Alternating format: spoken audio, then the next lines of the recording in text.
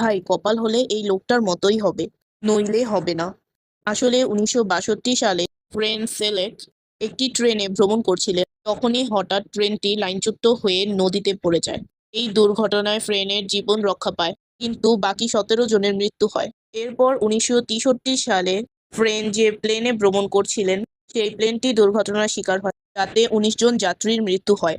কিন্তু ক্র্যাশের সময় ফ্রেন emergency gate দিয়ে বেরিয়ে যান এবং একটি ফসলের স্তূপের মধ্যে গিয়ে পড়ে, আর তার জীবন বেঁচে যায়। এরপর 1966 সালে ফ্রেন একটি বাসে সফর করছিলেন। তখনই হঠাৎ এই বাসটি একটি ট্রাকের সাথে ধাক্কা খায়। এই দুর্ঘটনায় 4 জনের মৃত্যু হয়, কিন্তু ফ্রেন আবারও বেঁচে যান। আবার 1970 সালে ফ্রেন যে গাড়িটি চালাচ্ছিলেন, কিন্তু বিস্ফোরণের ঠিক আগেই ফ্রেন গাড়ি থেকে নেমে যায়। এরপর 1973 সালে ফ্রেনের গাড়ি আরও একবার ক্র্যাশ করে। এই দুর্ঘটনায় ফ্রেনের চুল পুড়ে যায়। আবার 1995 সালে ফ্রেন একটি বাসের ধাক্কা খান, তিনি এইবারও বেঁচে যান।